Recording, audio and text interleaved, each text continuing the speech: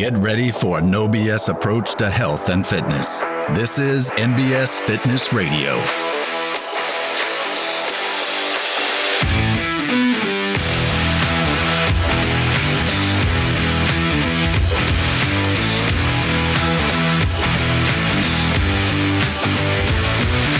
All right, welcome back to NBS Fitness Radio. I'm here with my good friend, longtime client, Paul Becker. Paul, welcome to the podcast, bud. Well, thank you. I'm glad to be here. So you have a really cool story. I think a lot of people will enjoy hearing it, especially kind of the ups and downs and really kind of getting to where you are today. But let's just kind of start at the beginning in childhood and kind of talk about your health and fitness and what your childhood was like around that. Okay. So grew up in Chicago and always was overweight from my earliest memories that I can remember. And my parents always ordered out, never cooked at home anything. I remember the oven being used for storage for Christmas ornaments. There was literally boxes in the oven. We did not, my mom never cooked, neither did my dad. And so everything was eating out, and it was just whatever you want. And so from an early age, I was ordering adult meals, and I don't ever actually have a memory of ordering off of a children's menu. Okay. Like, I don't actually have a memory of eating chicken nuggets or whatever as a child and like getting the toy. It was always an adult meal. And, you know, I think by the time I was 5 or 6, I was already eating near a full slab of ribs, like when we would go out to a barbecue place. And so I was morbidly obese from a very early age. Yeah. I remember outgrowing and needing to start going to the Big and Tall store when I was in 5th grade. Okay. I had outgrown all of the normal department stores. Now, they didn't have as big a sizes back then, but still, I was at the adult Big and Tall store in 5th grade. Man. And so that was that was kind of tough. By the time I was in 7th grade, I was already over 300 pounds. I was 12 years old, and I was already north of 300. I wrestled, and the weight limit for wrestling was 275 for the cap for heavyweight. And I made the cap. That was the top out in Illinois at the time. I don't know if they have another now, but at the time, heavyweight, the max you could weigh was 275. Okay.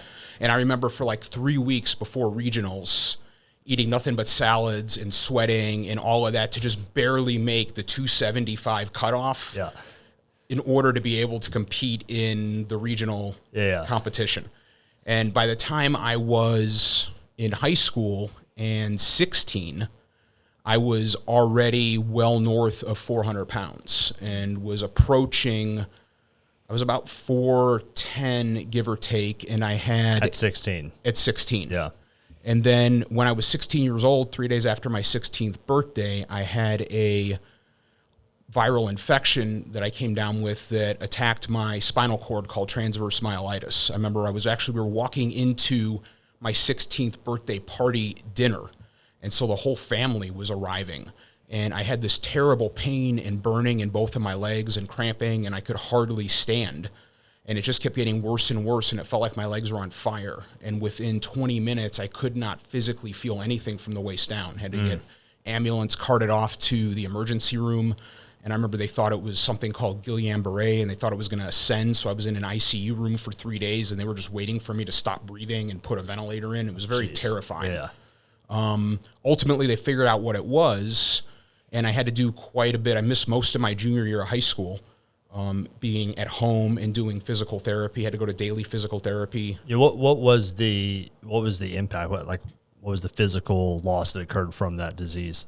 It was devastating initially. I was completely paralyzed from the waist down. I had to learn how to walk again. I had to, I spent 6 weeks in a hospital inpatient rehabilitation facility, and then had to go to daily outpatient physical therapy every day for a year. Yeah. We were going and doing daily physical therapy and rehab. And at the end of that year, I had ballooned up to just shy of 450 pounds because I was eating just as much and my activity had plummeted, and I was depressed, obviously. Yeah. It was a terrible, challenging time. And by the end of the year, like a year later, I was walking with 2 of those like quad canes that had like the 4 feet, and I had a brace and AFO on my right foot to stabilize it, and I was walking with that. And what was your paralysis level at that point? at that point, the paralysis level, I had recovered a decent amount in my left leg. Yeah. The right leg was significantly weaker, especially in the right foot, Yeah. where it was still significantly impacted. And that resulted in, I was, still on 2 canes to get around and very limited in my mobility. I remember for about a year, I needed a left foot gas pedal to drive because I couldn't use both feet. But then eventually that came back and I was able to, kind of drive a normal car. Yeah. And so it was a challenging time. And all through college, I walked with a single cane. Yeah. And I would use a pull suitcase to carry my books and whatnot. Instead of carrying a backpack, I wasn't really stable enough. Yeah. So I would use a suitcase like I was at the airport in order to carry all my book bag and all that. And I would walk with and walked with a single cane.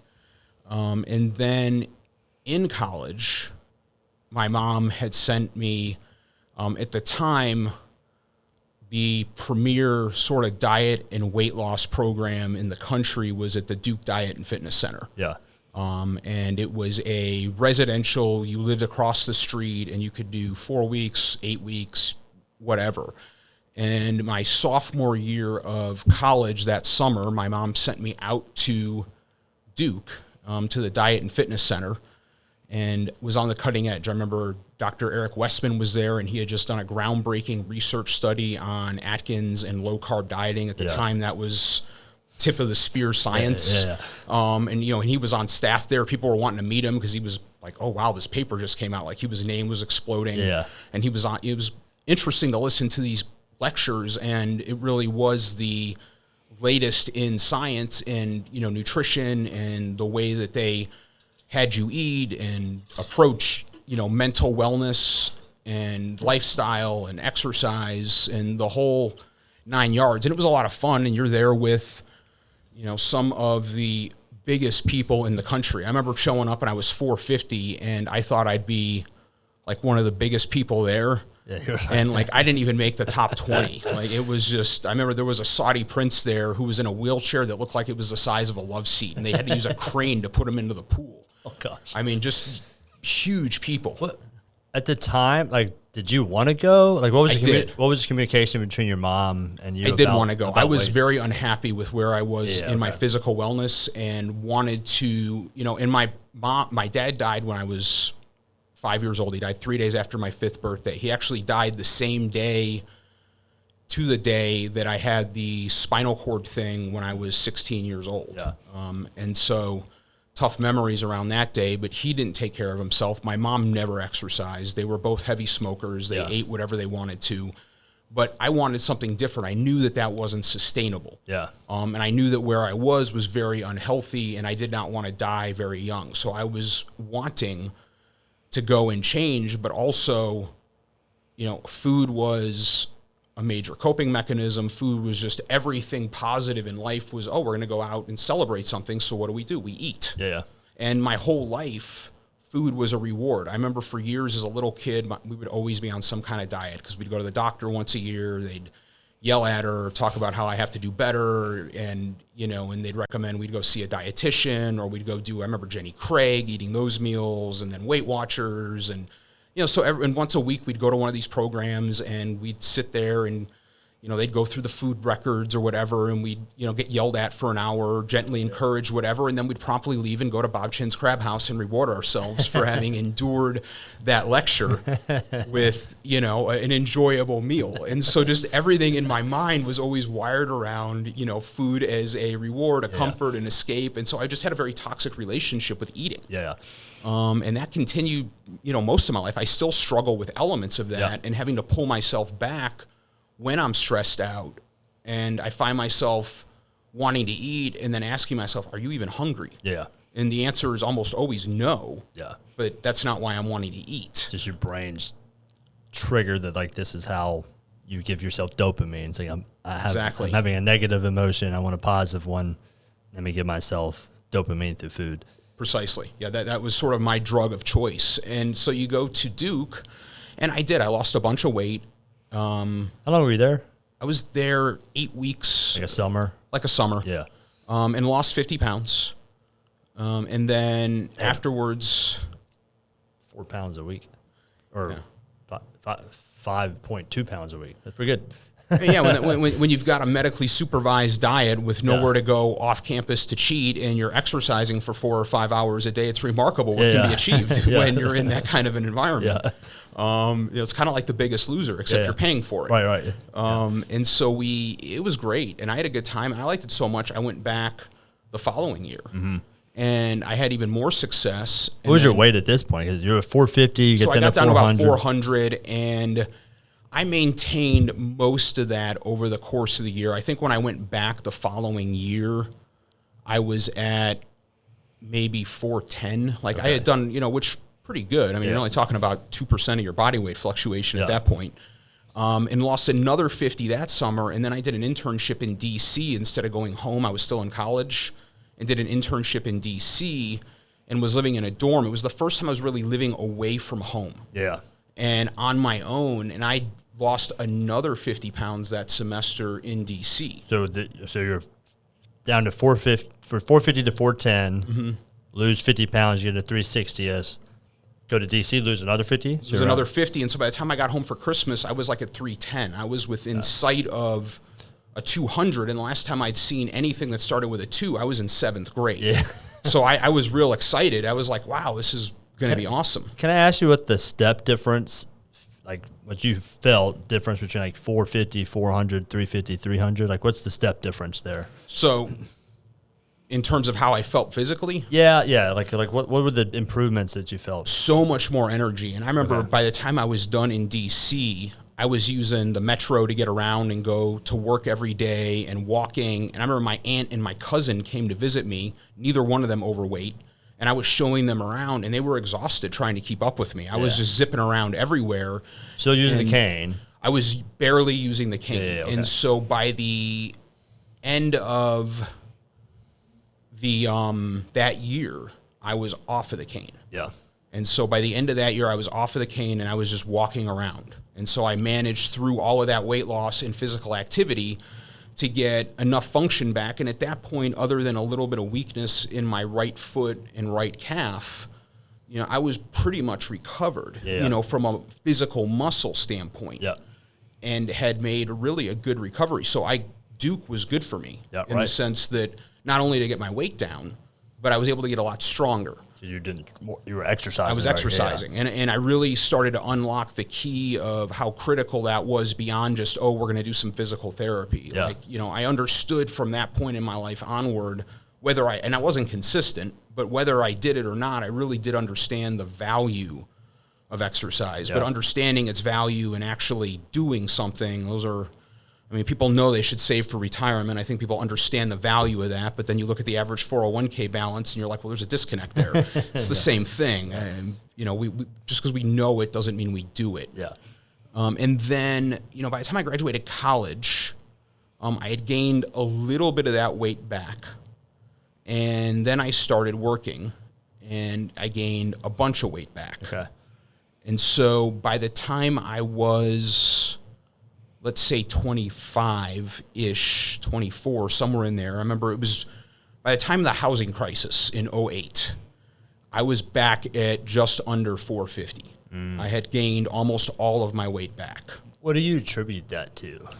Lifestyle. I was working 12, 14-hour days at an automotive dealership. And automotive dealers and car dealership guys, we eat terrible. It's almost all men. You're on the go. It's fast food. Nobody's cooking. You got vendors coming by with donuts and snacks all of the time. It's just the worst possible diet environment. And so I'm sitting there and I'm doing zero. Like I was in finance, so I'm sitting behind a desk all day for 10 to 12 hours a day. And I had gotten so large that I kept breaking the standard. We went through 2 of the standard office chairs that they had bought for the store. And both times with a customer sitting across from me, I would just be sitting and randomly the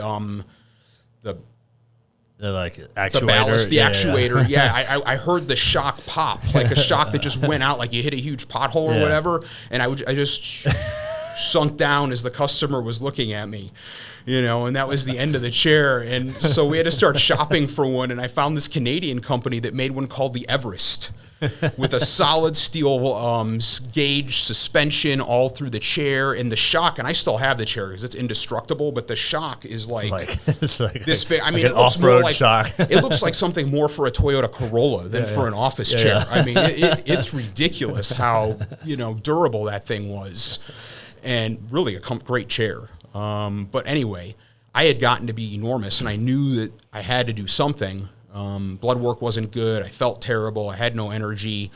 And so I went to Vanderbilt, had a good weight loss program at the time, and lap bands were in vogue. That was sort of, you could either do a gastric bypass, a Roux-en-Y. Sleeves were not a thing yet, really. Or you could do a lap band. And at Duke, I had met a lot of people that had had early weight loss surgeries in the late 70s, 80s, early 90s, and it had Roux-en-Ys and duodenal switches and some of the other ones that they don't even do anymore. And it had terrible outcomes. And so I was really terrified of a bypass surgery because I had seen some really bad outcomes around it, and I was not interested in that at all. And so the lap band seemed to make sense. It offered restriction. I was going to control. I couldn't. You remove it too, right? Yeah, it's adjustable in terms of how much restriction you have. And I was not a grazer. I was more of it wasn't necessarily how many times a day I ate. It was always the quantity that I would eat when I'd sit down. Yeah. And so I thought, this is ideal. Yeah, This will restrict to a normal meal, and I will lose weight. And there was truth to that. I had to lose, I remember, because I was so big, the surgeon, and he was the head of the program at the time, he would not do the surgery unless I could commit to losing at least 40 pounds prior to the surgery. He goes, your liver's real big. He goes, you're real high. The risks are high. He goes, I'm going to put you on, normally they would put you on like an all liquid diet for like a week before the surgery. He made me do one for 6 weeks before the surgery. He's like, I'm going to put you on an all liquid diet. You got to adhere to it for 6 weeks. You got to do a weekly weigh-in. And if you can comply. 30 pounds? 40. 40 pounds. 40 is what he wanted. 10% of your body weight. Yep. Yes, that's what he wanted before he would do the surgery. And I did. I stuck to the program exactly. I did it for the 6 weeks. And I lost enough weight that I remember before the surgery, I wanted to have one last meal before I did the surgery and kind of say goodbye to binge eating. Yeah. And so I went with 2 of my very good friends from the dealership, and we went to Morton's Steakhouse up in Cleveland. And I still have the receipt somewhere, but I ordered all of the different steaks. So we ordered like 9 steaks and 4 sides. I mean, we're talking 2008, and the bill without liquor was $600 or something, some absurd amount of money. And I didn't eat them all, obviously, but I ate a lot. I mean, I was in physical distress the rest of that night and into the next morning. But, just showing you the disconnect between, like here you're doing this surgery, but yet you're still wanting to binge. Like there's this real mental gap there that has got to be addressed. Yep. So I had the surgery. It went well. And I lost a bunch more weight and got down after that surgery into the upper 200s. Oh, wow. Okay. And that was like 400-ish down to I was like in the 300. sub 300. I was like 290, 280 something was as low as I ever got. Over the course of about 2 years. Okay. And would you exercise? I was. So at that point in time, I had moved to Memphis, and I joined Lifetime gym, and I was swimming every night after work because they were open real late, or they might have even been 20. I don't remember. They were open late enough that as a car guy, I could show up at 10 o'clock at night and still swim. Yeah. And so I was doing an hour a laps, and I was getting my weight down, and then at some point, eating less. Yeah. And at some You're still point, eating. What was your food choice? Did your food choices change? You're still eating kind of same stuff, just less of it. So food choices, don't get me wrong, I've eaten bad food and plenty of it. Yeah. But compared to other people that I was friends with at similar weights, my diet was always healthier than most of them. I enjoyed vegetables. I enjoyed, chicken and steaks and seafood. My problem has typically leaned more towards quantity than I'm eating at McDonald's 3 times a day, because I grew up in restaurants with my parents eating higher end food. You know, I remember eating escargot at 5 and, you know, we'd go to the, you know, I was 7 years old. They still taunt me about this story at Christmas sometimes, my relatives. I was 7 years old, and there was a group of us from the family. My mom took us all out to Bob Chin's, and my favorite thing on the menu was the Florida grouper. And they were out of grouper. The plane didn't come in that day because everything was fresh. They had the air bills on the wall, and there was no grouper. And I broke down in tears and was weeping at the table over the fact, and they had to console me and talk me into trying something else. And I remember it was Alaskan king salmon, and I was like, oh, this is delicious. This is really good. I'm okay with this. But, you know, all of the weight that I gained over the years, it wasn't on hyper-processed junk food like you would typically see today. Like high-caloric whole food. They might have like butter on top of it. Exactly. Seasoning, butter, hollandaise sauce, you know, eggs Benedict. Sauces. And, all of that stuff. You know, French food. Every birthday for my year growing up, we would go to a high-end French restaurant. And so, you know, like demi-glace, like these were the things that I fell in love with. So my diet was unusual in that standpoint. And I think that's what preserved me from ever becoming diabetic. Was that I didn't live on milkshakes and candy. Even at that extreme weight, my A1C was always somewhat in the norm, which is a real miracle given that both of my parents were diabetics. So, you know, I was really grateful to the Lord for that. And so at some point, though, I was exercising and, you know, I just kind of fell off. I don't even remember the course of life events, but things got crazy and I started gaining weight again. Which is typical. And at that point, I started training with you the first time. You were still at the Germantown Athletic Center. And I remember we started there, and then you opened up MBS and was training with you. And I was doing these things, but I was still not where I needed to be in terms of food and overall wellness. You know, and I'd have a good day and then a couple bad days. And, you know, the typical, I'd mess around. And so... Were you able to... I mean, how was the quantity of food you could eat change at that point? So the lap band, for a while, the restriction was good, but eventually it started to loosen up where it didn't, and there was no restriction. And the only option was either to do a revision surgery. They go back in, reset it, whatever. Replace it, or do, and they didn't want them. At that point, lap bands were starting to be on their way out. And so revision looked like either doing a bypass or maybe a sleeve, but not laparoscopically at that, you know, it was like, and so I just let it be. It wasn't hurting anything. And so I just left it in there, even though it really wasn't doing anything, until I figured out what, if anything, I wanted to do. And, you know, and so my weight bounced around. You know, I think most of the time that you trained me, it was, you know, I'd be in the low 3s to the mid 3s, you know, kind of this 320 to 350, 360 range, I think was the bulk of that point in my life. I remember you being heavy. And me had like this slight limp. It was like, you know, we just a little bit of what we did because you had kind of like a little bit of a limp. I think you had maybe a cane. Maybe not. I don't know. I didn't have any cane when I was training with you. Yeah, you just had a slight limp. And so we just adjust stuff. You were heavy, but I don't recall and I do recall a little bit of our conversations of being around kind of the food. I mean, and you know, a little bit of struggle struggling with consistency of eating, training. You had a lot going on because of your role at the dealership. I did. I was working 60 plus hours a week, and so it was just I lived there. You know, I mean, there would be days where I would get to work as the sun was coming up, and I would leave after dark, and I'd be like, wow, I went an entire day and never saw the sun. And, you know, and I was in a windowless office. So I got zero. I remember having to be put on a prescription vitamin D supplement because my deficiency level was so extreme. It registered on the blood work as like, we have a problem. It wasn't, you know, like, this isn't just, oh, you should take a D supplement. This is like, whoa, we got an issue here. Here's a 50,000 unit pill.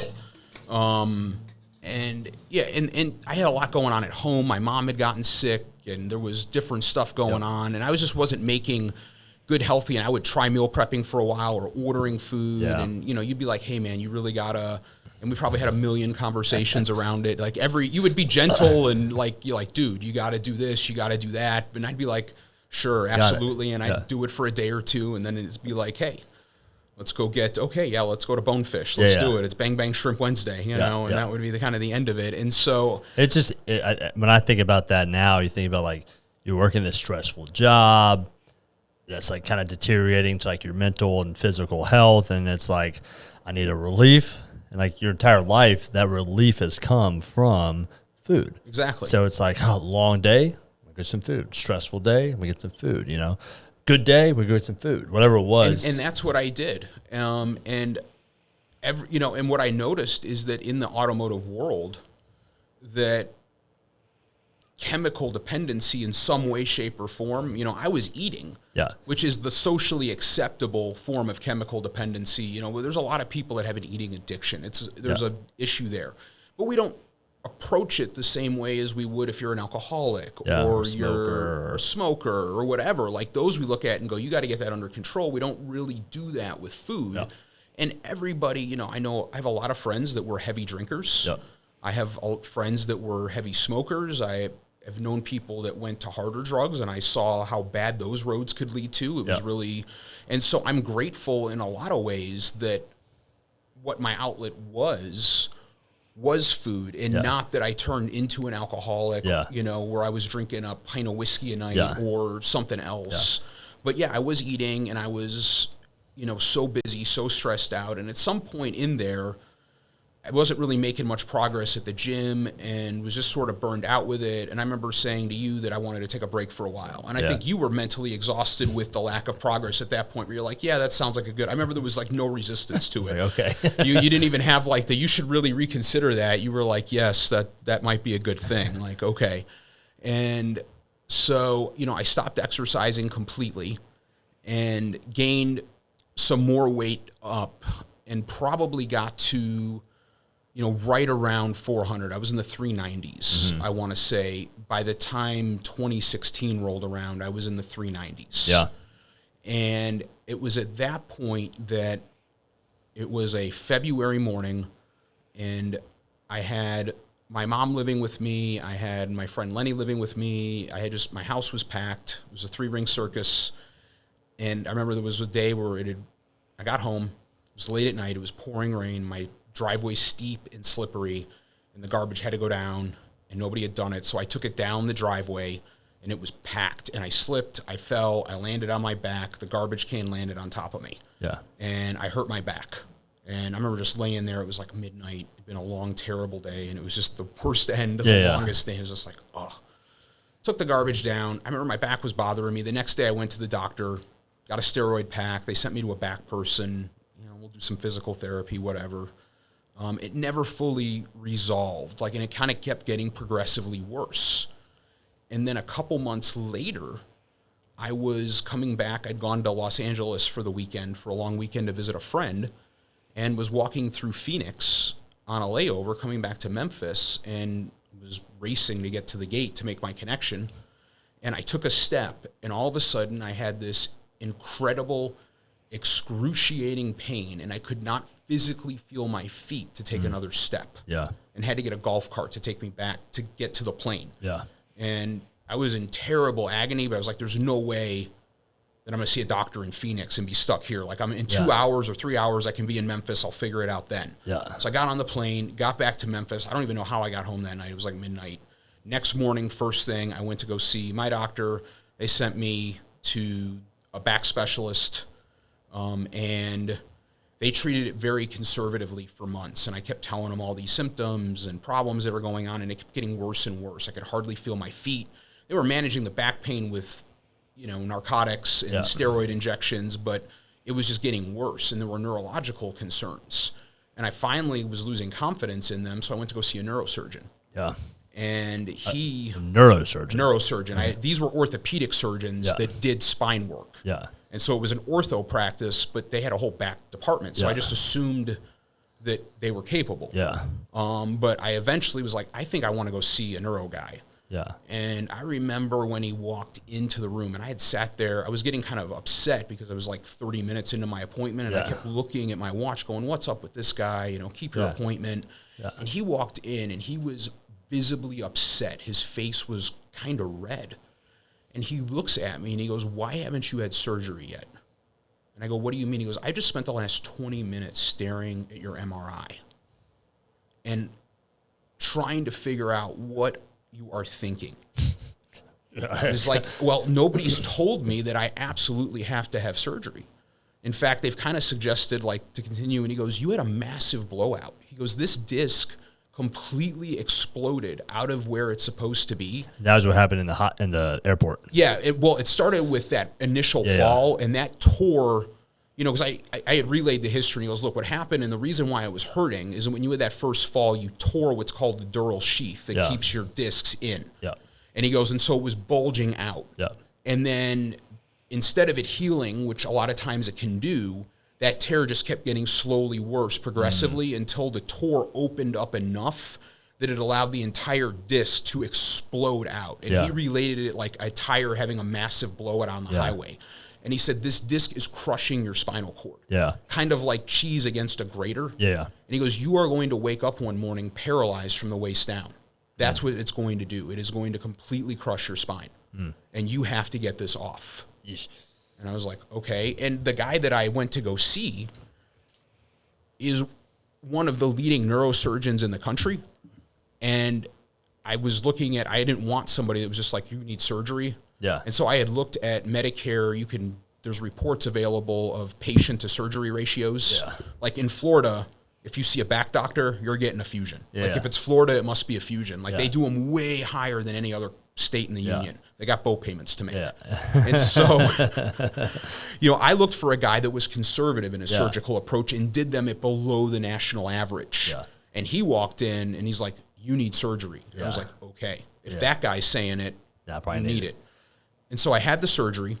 Real quick, both that incident, the back injury incident, completely unrelated to the initial infection incident. Yes, completely unrelated. And, you know, and by that point I hadn't had any meaningful neurological issues or residual issues from that in years and years and years. It was almost like having a childhood illness and you've recovered. Yeah.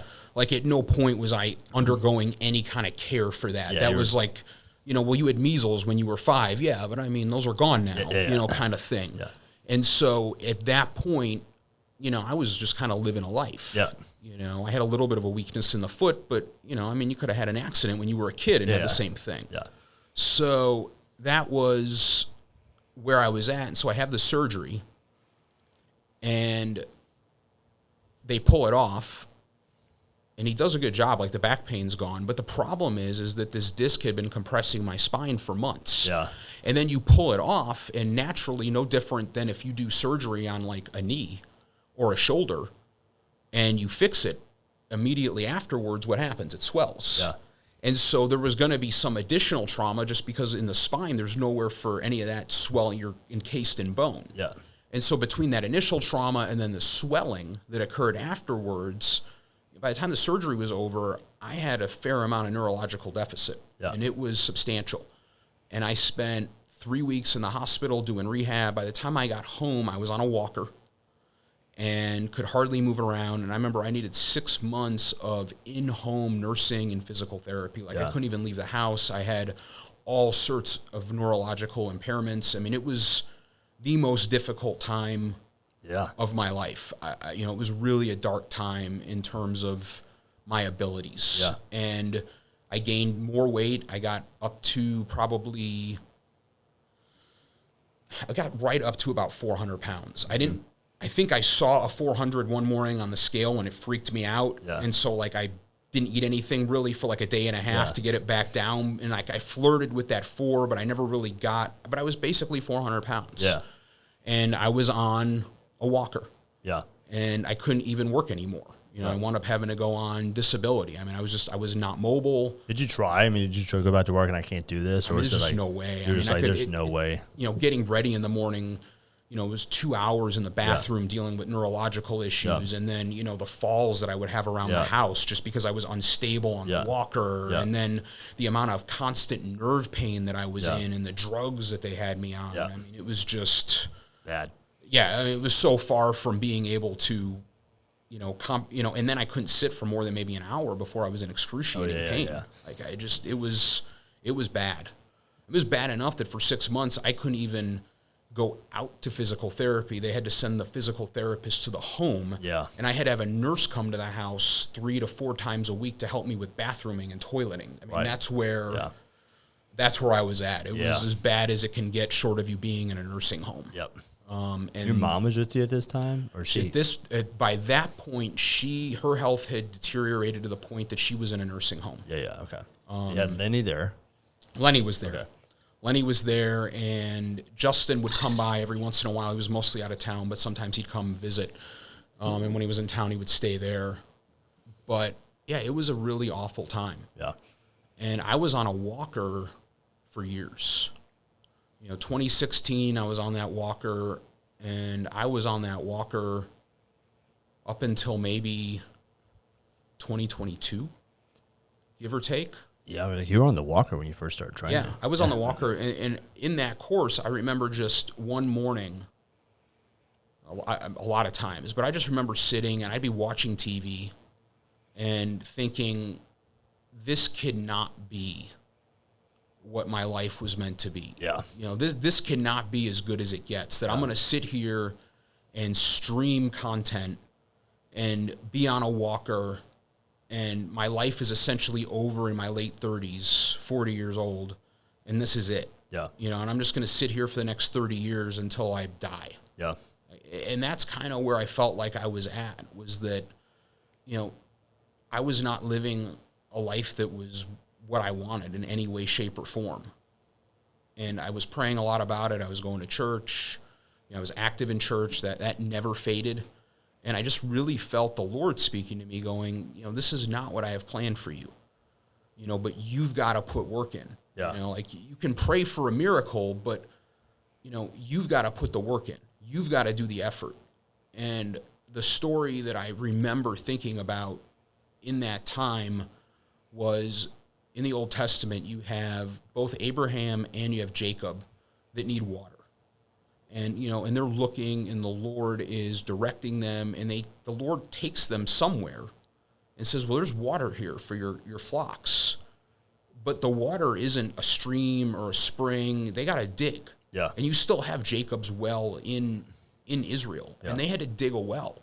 And did the Lord provide the water? Did he provide the miracle? Did he tell them where it was? He did, but they still had to pick up a shovel and work for it. Yeah. And, some of the miracles that the Lord did in the New Testament are that way. Like you look at, sometimes he said, pick up your mat and walk. Yeah. But sometimes he put mud in their eyes and said, you need to go and wash it. And, you need to participate in this healing. Yeah. You can't just expect, or Naaman in the Old Testament, go dip yourself in the river. Yeah. It isn't just a boom, you're done. And I really felt the Lord leaning into me and saying, for you to be the person that I want you to be, you have got to do work. Yeah.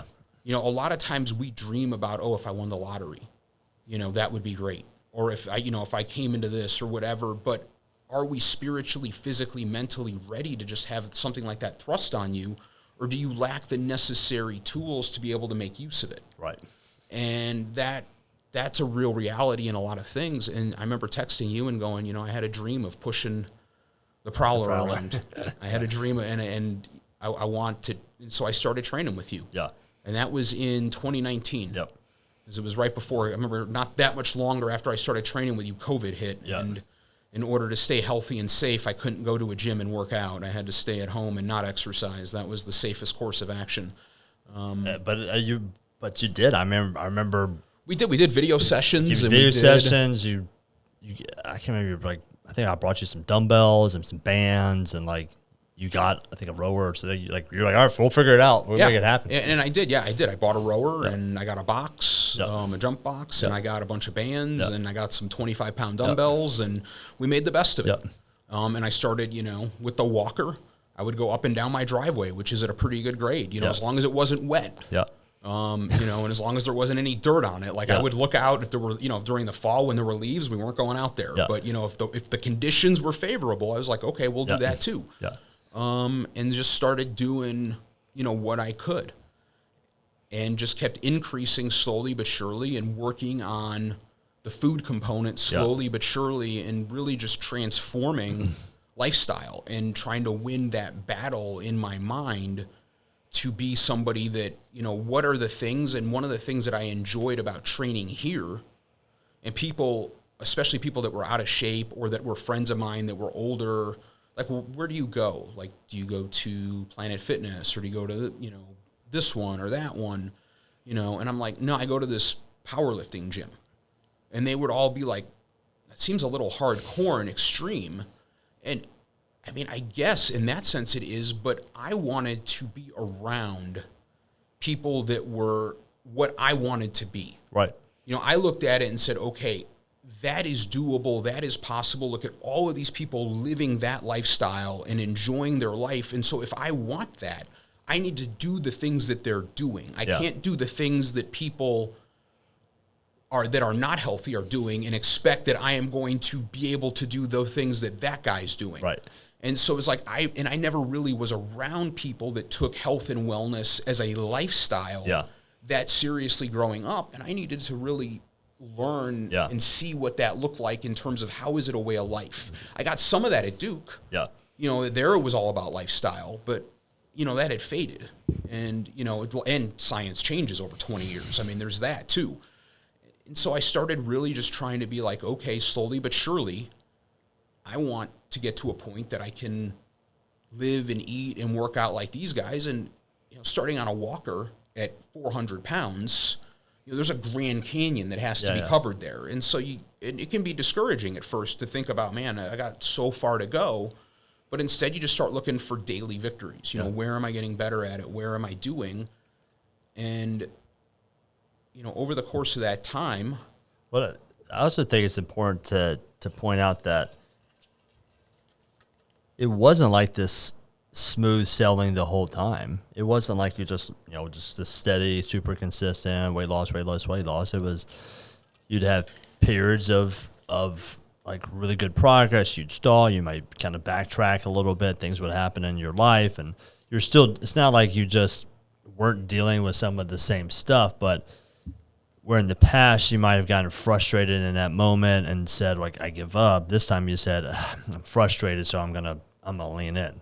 Right. And it's like every time you lean in, you regain some traction, you make some more progress. That progress would fuel your desire to continue progress, and it was just it was just this kind of continuous, little engine that could type of thing. It's like, I'm just gonna keep moving. I'm just gonna keep moving, keep moving, and then the more you move, the more traction you gained. And like the difference between your mindset when you first started and now, because I mean, and like back then, we'd be encouraging you to maybe do something for your nutrition or train a few more days a week. And now you're like, hey, what's the most absolute stuff I can do? Like, you're like, I'm gonna work out every day. I'm going to the sauna. I'm meal prepping. Like, you just gained more traction and really kind of. While it seems like it's like now it seems like a kind of light switch, but it really wasn't a light switch. It was like it was slow progress, and there were a lot of false starts. There were a lot of backwards. I mean, if you look at my weight over, it looks like one of there's a lot of that. But ultimately, I knew I had reached the realization in my mind that I could not give up. Right. That come what may, I had to keep exercising. Come what may, I had to keep trying. That if there were days that I made poor nutritional decisions, and there were plenty, that, I would start again the next morning, and, I would pray and I'd say, Lord, help me to have victory today. Just give me today. Yeah. I'm not worried about tomorrow. I can't be upset about yesterday. It's over with. What I need today. Yeah. Just help me through today. And I just really started taking it as a today mindset and not worrying about anything but what am I doing now? Yeah. And trying to string as many of those together as possible with as few bad ones. And there are still bad ones, and there are still days where I slip up. but they're getting to be fewer and fewer and further apart, which allows that cumulative progress. And they're not gaining traction. No, they're not. You're like I'm upset when I have one of those, and the next day I want to double back down and go, that was a mistake, and I'm not doing that. And now, look, I don't anticipate wanting to exercise this much forever, but I felt like the pendulum had swung so far in the wrong direction that to correct, you needed massive overcorrection to get back. And so, now 5 days a week minimum, usually 6. And I'm doing an hour of strength training. I'm doing 45 minutes to an hour of cardio, and then I'm going and sitting in a sauna for 20 to 30 minutes a day. And it's a 3-hour process, and it's exhausting, but I want to have the lifestyle in order to get to where I can maintain that. That's what. Well, and a lot of it comes down to, like, you have massive weight loss needs. You have to have massive caloric deficits. Correct. It's like this. You could do it over the, if you got to lose 100 pounds, I mean, you could lose 100 pounds. You use it losing 1 pound a week, but that takes a while. Yeah, it's going to take 2 years, and I'm in my early 40s, and I don't have time for that. I was very much, I want to get this done. And, at a point in this process, that lap band, I remember, wound up slipping and causing bowel obstruction. So I had to have it removed. And I remember them pushing very hard to go ahead, let's do a sleeve, let's do a revision. Because I was still overweight, I'm still obese on a BMI. And I was like, I'm not doing that. Like, I've made so much victory and progress on my own, there's no way that I'm going to have a surgery. And I'm so glad that I didn't, that I was able to do that without. And, at this point now, I weighed myself. I was like, let's highlight your progress. So first started 400. Now what are you? So I just weighed myself the other day, and I was 229 for the first time. So I was in the 220s. 170 pounds. 170 like a whole other pounds. person. Yep. So what's been the step difference in that, going from 400 to 220 or 230? It's almost, I don't know that it's possible to put into words because I was so limited and I felt so unhealthy, and I could not imagine that it was possible to have this kind of energy or this kind of strength, or, to be able to move my body. I've never in my entire life been able to do a push-up. Or a pull-up, and I still can't do them, but I'm getting close. I did body weight dips the other day.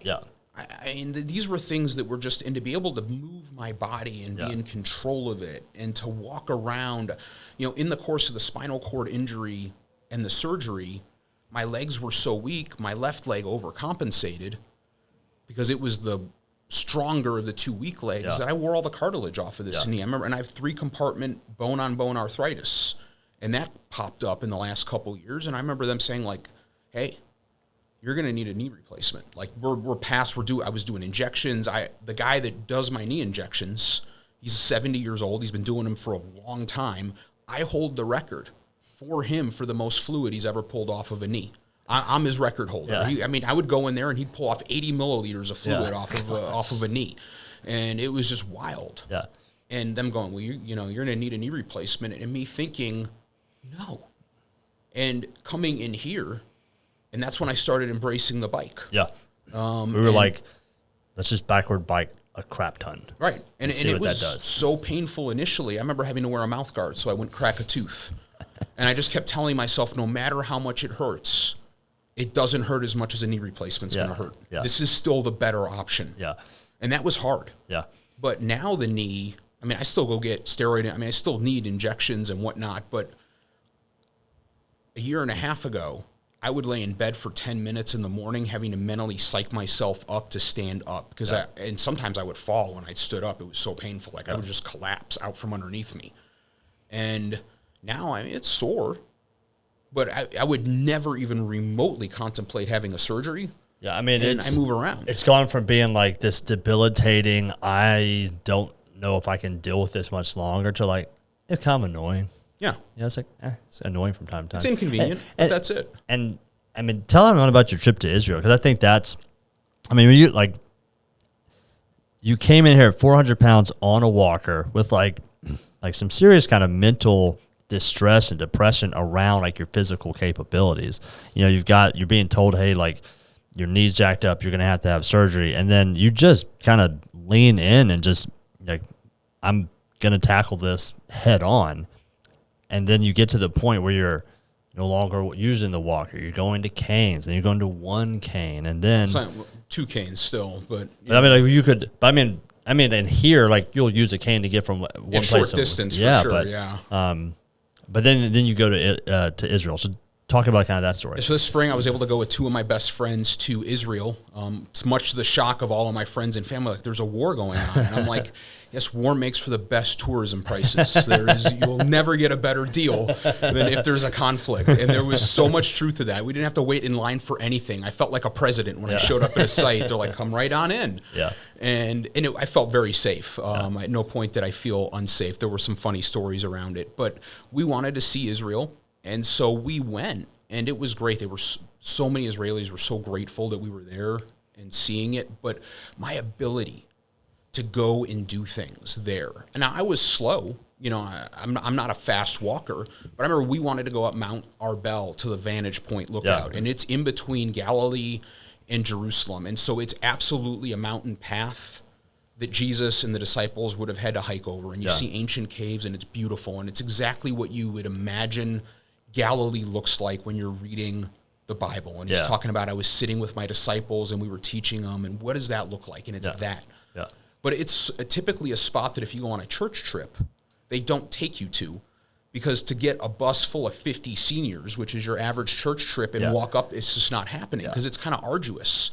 And so I had my 2 canes, and I started walking up that hill, and there were Israelis, like some ex-military guys that were cool, and they would stop along the way and go, I'm so proud of you. I see you. This is so good. You are doing, you know, and it was just really cool. They were encouraged and inspired, but, you know, it took me 3 times as long, 4 times as long to get to the top as a normal person. Yeah. But I got up there. Yeah. I mean, there were points where there were big rocks where I had to get on all 4s and climb it. Yeah. But I got up there. Yeah. I got to the top of it, and I got to take a picture up there, and I got to look at it, and it was doable. And I wanted to do it, and I did it.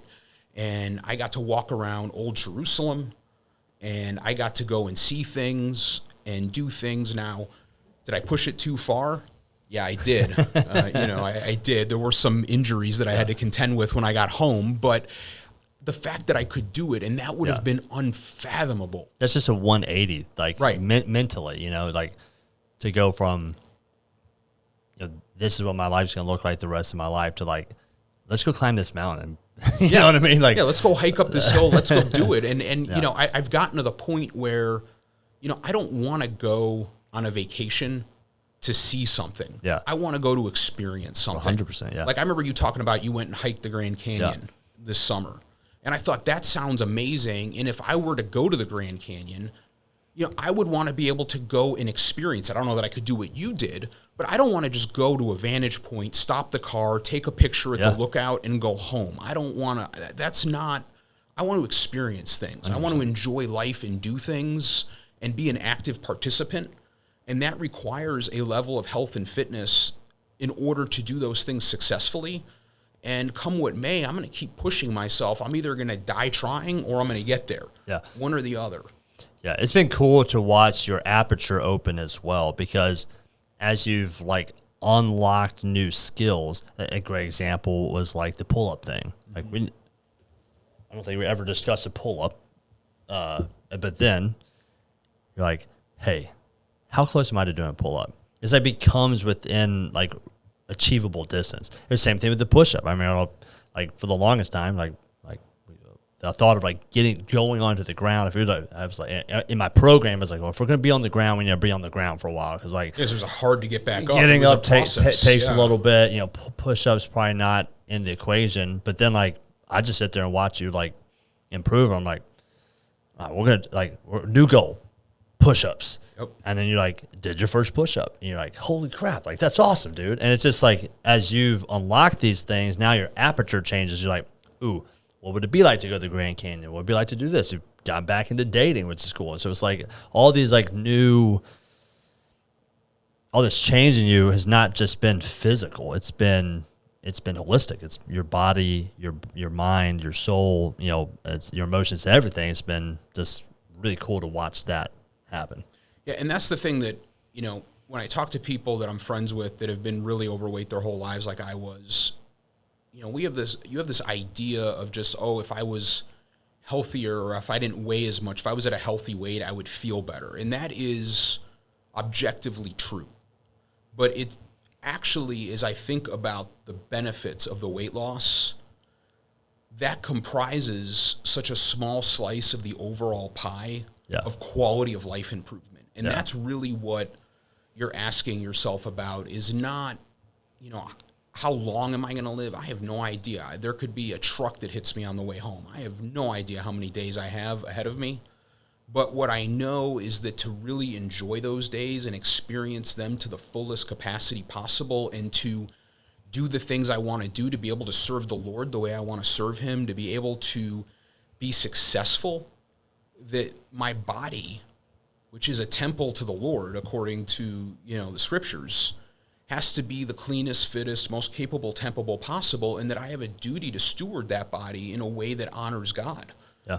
And when I do that, there are so many areas of life that it's hard to comprehend if you've always been healthy and active and fit. Like for somebody like you that's been an athlete your whole life, it's hard for you to understand what it's like to have those doors not even open. Yeah. Forget it.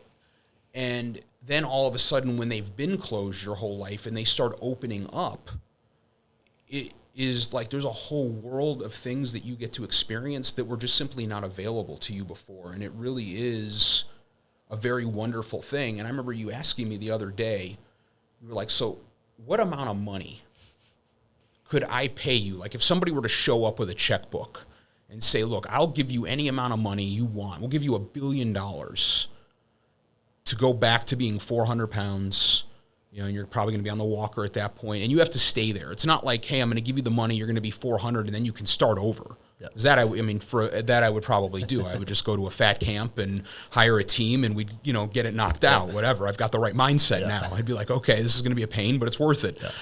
But no, you have to stay there. And I was like, well, there's no amount of money. Yeah. There's no amount of money that I would trade for the feeling of healthiness and vibrancy and able to do things in my life compared to the way I felt before. There's just, money would never be worth enough to offset that difference. And that really is a remarkable mind shift in just how much more I'm able to enjoy life because of it. Yeah. Well, amen, man. I think that's the best way to wrap up this podcast. All right, Paul, thanks for coming on, bud. Thank you. I appreciate it. All right, bud.